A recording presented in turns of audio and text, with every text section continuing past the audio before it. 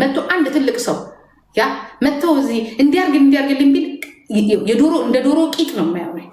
ውሎህን ገና ማንነትን በደንብ በነመሰሉ ጊዜ ነው የማውቅ የምሰማው ስላንተ አውቃለሁ። የማያውቁ አሁን እኔ የማውቃቸው በጣም ምንቃቸው ጋር በዚህ መልኩ ወርደ መታየቱ ራሱ ዩ ጋዴም ሽት ወርቁ አይተን ሆነ አትናገሩብን። ዩ ጋዴም ሽት ታውቂዋለሽ? ወርቁ አይተን ነው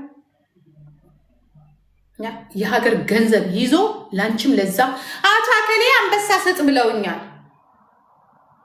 እሱ እያቋቋመ ያለው ማንን ነው? እሱ የራሱን ሰዎች ያ ልብስ ቤት፣ ጨርቅ ቤት፣ ሺሻ ቤት በዚህ ነው አስተምራቸው።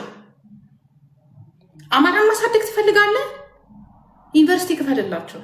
ደደብ ስለሆንክ አንተ የምትከፍትላቸው ልብስ ቤት ነው፣ ሺሻ ቤት ነው፣ ሸርሙጣ ነው የምታደርጋቸው። የአማራን ሕዝብ ደደብ ከሚያደርጉት አንተ መንግስት የፖለቲካ ብቻ አይደለም አንተም ጭምር ነው። የአማራን ሴት እየፈለጉ እየሸጎሩ ብርም እየሰጠ ግልሙተኛ የምታረግ አንተና አንተ ነህ። የጦር መሳሪያ ከሚጎዳው የአማራን ሕዝብ አንተ የምትጎዳው ይበልጣል። ትውልድን የምታበላሽ የምታኮላሸው። እስቲ አንተ ወንድ ከሆንክ 10 ልጆችን ፈልግና አሜሪካን ዩኬ ውሰድና ስንት ልጆች አሉ መማር ያቃታቸው ይህን ከበር ማድረግ ያቃታቸው ስንት መስራት የሚችሉ እነሱን አስተምር። ትምህርት ቤት ክፈት፣ ክሊኒክ ክፈት፣ ዩኒቨርሲቲ ክፈት። ይህንን ስታደርግ አከብረሃለሁ። ትውልድ ማዳን በዚህ ነው። ትውልድን ማዳን ሺሻ ቤትና ልብስ ቤት ከፍተው እዚህ ሶሻል ሚዲያ ላይ ዘርን ከዘር የሚያጨፋጭፉት ጋር የምትውለው አንተ። እኔ ልንገርህ፣ አንድ ኦሮሞ ከኔ ጋር እዚህ ጋር ይታያል። ለምን በል ቢውሉ ራሱ እኔ ራሱ ዞር በል እንካፎች ነው የምላቸው። ለምን በል በእኔ መታየት የለባቸው። አንተ ግን የምትውለው ከማን ጋር ነው? ከማንም ፍየል ጠባቂ ጋር ነው የምትውለው። እኔ ባለጌ ነኝ እያልኩ አይደለም፣ ግን የእነሱን ትልቅነት ነው የምንፈልገው። እኛ ፎር ቢልድ ነው መሆን ያለብን። እስቲ ሆቴል ይክፈት። ለምንድነው ከአዲስ አበባ ውጭ ሌላ ቦታ ላይ የሄድክ ሆቴል ስትከፍት ማንም አይፈቅድላቸውም? ማንም እየሄደ ሽርሙጥና ሆቴል ምናምን ሄድና እዛ የምትከፍትበት ክፈት። ማንም አይፈቅድበት። እስቲ የኦሮሚያ መሬት እንትን በል ግፋን የምትከፍት እዛች አዲስ አበባና ናዝሬት አካባቢ ነው እንጂ ሌላ ቦታ ሆቴል የሆነ ቡና ቤት ከፍታለሁ ብትል እናት ድንጋይ ተብላ ሄድና እዛ ቡና ቤት እዛ ፊንፊኔ ዳር ላይ ትከፍታታለህ እንጂ እዚያ ትከፍታት። ከቻልክ ትምህርት ቤት ክፈት፣ ሆስፒታል ክፈት፣ ትውልድን ስራ። ለምን ይመስላል አብይ አህመድ ልማት እያለ እዛችሁን ዱክ ዱክ የሚል አንፈልግም። አስፓልት ስራ፣ ኢንዱስትሪዎችን ስራ፣ ግብርናዎችን አሻሽል፣ ትምህርት ቤት አሻሽል አንፈልግም። ማረሻ ብትሰጠው ነው የሚሻለው። እስቲ ማረሻ አምጡ። ሆይ ብሎ ነው ግብርና እንትን የሚቀበላቸው ገበሬ የሚቀበላቸው። አንተ ሄድና ሺሻ ቤት እንዲህ ሆቴል እንደዚህ ሆቴል ለምን ሪዞርት የሚከፈተው? ለምን ጀስት ሪዞርት ነው ማረፊያ። ግን በየቀኑ ድሃ እንዲበረክት ስለምትፈልግ ነው። በየ100 ሜትሩ ቡና ቤት፣ በየ100 ሺሻ ቤት፣ በየ100 ሜትሩ ምናምን አይደረግም። እንደዚህ አይታስብም። ትውልድን የሚገለው ይሄ ስለሆነ ጭንቅላት ቢኖረ ኖሮ ዘመዶችን ሺሻ ቤትና በካቲካላ ቤት ባላደረካቸው። ላይታዩ አሁን ስበላ ነው እንትን ያለ ቴንክ ዩ አንተ ማትረባ ነው። ከትምህርት ቤት ዩኬ የሚማሩ 3 ሴቶችን አይደለም እንዴ ከዩኒቨርሲቲ ውስጥ አውጥተህ እያሽከረከርክ ብር ሰጥተህ ያስቀመጥካቸው? 3 የአማራ ልጆችን አንተ ማይንድ ብሬን ቢኖር የሚፈልጉትን ነገር አድርገህ የምትፈልገን ትወስድ ነበር።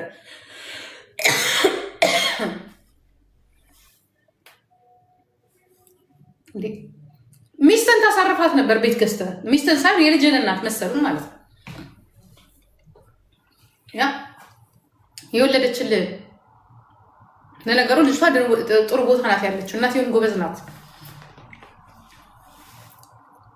እኔ የምትሰድበኝ ከሆነ እየወጣውን የማዋረድህ እግዚአብሔርን እየወጣውን የማዋረድ ይህን ስራህን የምነግርህ እኔ ከአንተ ጋር እንደዚህ እያልኩ አይደለም። ግን እንደዚህ የምትል ከሆነ እየወጣው እነግርሃለሁ። ካልሆነ እነዚህ እረኞችን ታሳርፋቸዋል። ኦኬ እረኞችን፣ እነዚህ የፍየል እረኞችን ማለት ነው። እንደ ማንኛውም ሰው መብቴ ነው። ሀገሬ ነው የተወለድኩ የትውልድ ሀገሬ ነው። እንኳን አንተን አይደለም የራሴ ሰዎች የምላቸው እስቲ ይድረሰኝ ከመናገር ወደኋላ አለ። እኔ እንኳን ሳልሆን ራሱ በጣም የሚገርመኝ እስቲ አንድ የኦሮሞ ልጅ የተበደረውን አይክፈል። አዳነች አቤቤ ጠራርጋ ነው የምታስገባቸው። እግዚአብሔር ምስክሬን ነው የምላችሁ። ጠራርጋ እስር ቤት ጥያቄ የላቸውም። እንኳን ይሄ ወጣቱ እንኳን በእንደዚህ አይነት ሚሊዮን ብር ዶላር አይደለም ትንሽ ብር ተበድረው 6 ወር ካልከፈሉ የኔ እናት ጠራርገው እስር ቤት ናቸው ያሉት። ለሌላው ግን ቻንስ ይሰጠዋል። ቻንስ ለዚህ ነው ኦኮቴ ጓደኛህን ንገረኝ ማንነትን እነግርሃለሁ አለ። አዋዋልህ ራሱ እንዴት ያስጠላል። ጋዴም ሽት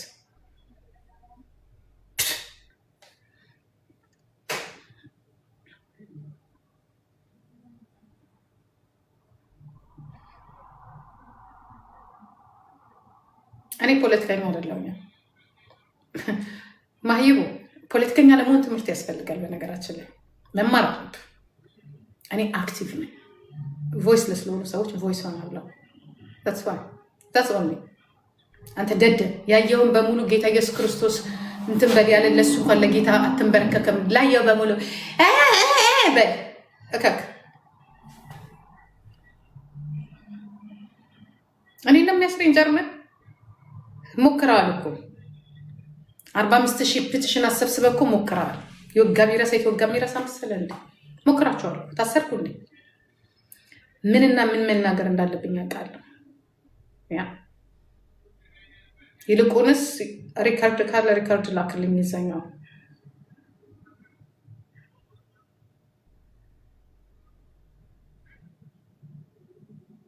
ልክ ነው። መዝረፍ ላይ መስረቅ ላይ ከጀርመን ቤልጅየም፣ ከቤልጅየም ጣሊያን፣ ከጣሊያን የጣሊያን ፓስፖርት ይዞ እዛዛ ትክክል ናቸው።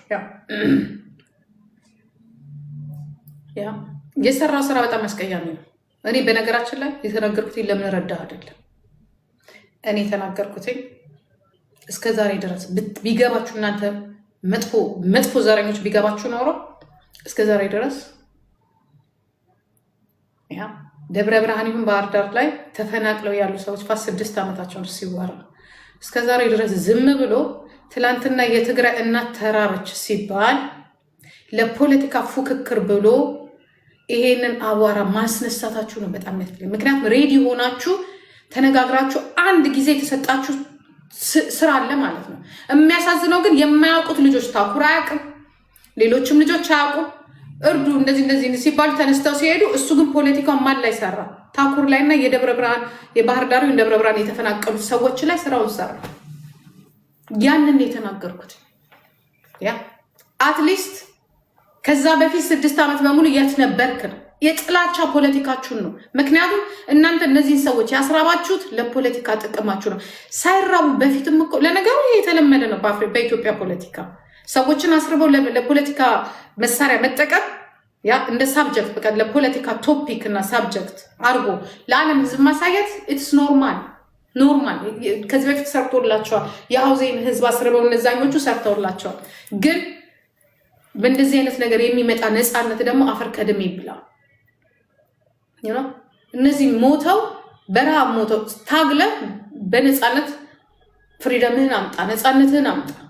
ግን እንደዚህ አይነት አሰቃቂ የረሃብ አሰቃቂ እንትን የሞት ጆኖሳይድ ፈርደህባቸው በራስህ ከእንደገና ህዝብ ለወደፊቱም የታሪክ ጠባሳ እንዲኖረው በእናከሌ ጊዜ እኮ ወሎ ተርቦ ነበር፣ በእናከሌ ጊዜ ደግሞ አሁን ትግራይ ተርቦ ነበር፣ በእናከሌ ጊዜ ከባህር ዳር የሄዱት ከወለጋ የተፈናቀሉት ተብሎ ይህ ሁላ ህዝብ ወለጋ ሲኖር እንዲያውም ጥያቄ ነው የሚያስነሳው። ጋይስ ተወረን ነበረ ወይ ወለጋዎች ነው የሚለው 1 ሚሊዮን የአማራ ህዝብ ወለጋ ውስጥ ይኖር ነበረ ስትል አሪ ሲሪየስ? የወለጋ ህዝብ 10 ሚሊዮን ነው። አስወጀን ከነዋሪውና ከትውልዱ የበለጠ 1 ሚሊዮን ሲዘራብህ ምን ታስቦ ነው? we ask our government በዛ ሰዓት እነዚህ ሰዎች በምን ምክንያት ነው 1 ሚሊዮን ከሌላ ክልል መጥቶ እዛ ጋር የተቀመጠ? what about next ካለብን የማንነት ችግር ጋራ ማለት ነው። ይሄንን ነው የምጠይቀህ ጂጂኪያ። ምን ታስቦ ነበር? እውነትም እንዳሉት ሲፎክሩ የነበሩት ይሄን ለጦርነት ለዛሬው ወለጋ ላይ ላለው ጦርነት አዘጋጅተውን ነበር ወይ በፊት ብዬ ነው የምጠይቀው። ነው እንደዚህ አይነት ጦርነት እንዲነሳ ነበር ወይ? ያምሻል አየር ጭንቅላቴ ስለሚሰራ ነው ይሄንን የምጠይቀው። የት ነበር 1 ሚሊዮን ህዝብ በምን ምክንያት ወደዛ ጋር መጣ? that's a question ያ 1 ሚሊዮን ህዝብ ወደዛ አካባቢ ሲመጣ ሀገሩ ላይ ምንም ነገር የለው መስራት አይችልም ሀገሩ ላይ ያ ወይስ በሰላም ነው ተቀያየረን የመጣው? እኛስ ወደ እነሱ አክልል መሄድ እንችላለን? ይሄ እኔ ጥያቄ ነው። 1 ሚሊዮን it's too much የሆነ የታሰበ ነገር አለ። ጆኖሳይድ ታስቦ ሊሆን ይችላል። ምክንያቱም ኦሮሞን ለመጉዳት አማራና ኦሮሞን ለማጣላት የተደረገ ያ ህገወጥ ሰፈራ ነው ብዬ ነው እኔ የምለው። ዛሬ ኦሮሞና አማራ የታሪክ ጠባሳና ጠላት እንዲሆን የተደረገ ነገር ነው። ለምንስ ከሰፈሩ በኋላ ለምንድነውስ የሚሰደዱት? ዋይ ለምን ተፈልጎ ነው? ያ ለምንድን ነው ስታሰፍሯቸው አንድ አካባቢ ያሰፈራችኋቸው? ለጦርነት ፈልጋችኋቸዋል፣ ለጆኖሳይድ ፈልጋችኋቸው ነበረ። እኔ ብዙ ነው ጭንቅላቸው። እኛ ኦሮሞ ጭንቅላታችን በጣም ብዙ ነው የሚያስበው። ዩ ጋዴም ሽት ያ ታመጣለህ፣ ታሰፍራለህ። ያ ኔክስት 4 ኪሎ የምትገባበትን ከ20 ዓመት በኋላ ታዘጋጃለህ። እዛ ጋራ የሆነ ነገር ቤንዚልና ክርቢት ጫር ታደርግና ተሰደዱ መጡ። ባህር ዳር ናቸው ያሉት። የሞተ ሞቷል ምናምን። ኦሮሞ አማራ ላይ ጆኖሳይድ አደረገ። ይሄንን ኦልሬዲ ፕላን አድርጋችሁት ነበር፣ ግን እግዚአብሔር አውጥቶናል። ለዚሁ ላይ ደግሞ ተጠያቂው ማነው? እርሶ ወርቁ አይተነውት። ምክንያቱም እዛ አካባቢ ላይ ብዙ ስራ የሰሩት እርሶ ነው። ስለዚህ ይሄንን ቲክ አድርጉት። ከባድ የሆነ ነገር ነው። ምክንያቱም ለምንስ መጡ? አንደኛ ትላልቅ ሰዎች ናቸው። በምን ሰዓት መጡ? በምን ሰዓት 1 ሚሊዮን ሞሉ? በምን ሰዓት ደግሞ ተፈናቀሉ? 1 ሚሊዮኖቹ ጥያቄ ነው። ጠይቃቸዋል። ለምንስ ተፈናቀሉ? ለምንድን ነው የማይኖሩት? ለምንድን ነው እዛ ጋር የማንነት ጥያቄ የተነሳው? ዋይ ኢትዮጵያ ማንም ሰው የሚኖርባት ከሆነች መኖር አለባቸው።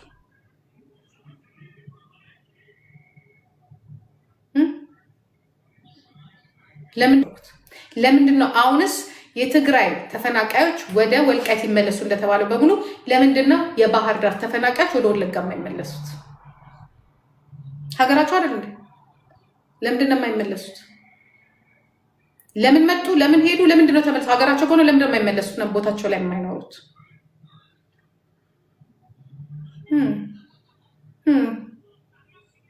ጋዴም ሽት ቡልሽት ዩ ቡልሽት ፖለቲካችሁን እናውቃለን።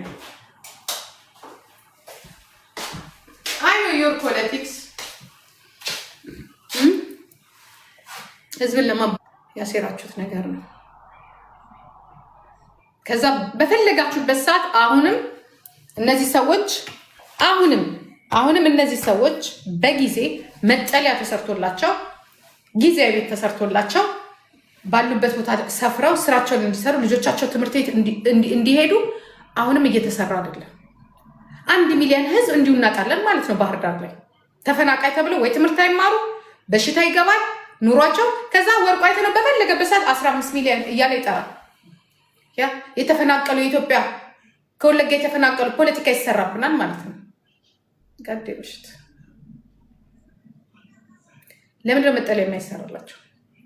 ጊዜ መጠለያ ቤት የሆነ ነገር ልክ እኛ 1 ሚሊዮን ብር ከ1 ሚሊዮን ህዝብ ተቀብለን ወዲያውኑ ነው አይደለ እንዴ ቦታ የሰጠናቸው? 3 ዓመት ምናምን ፈጅቷል። ለምንድን ነው አማራዎች ለምንድን ነው ባህር ዳር ላይ ቦታ የማይዙት?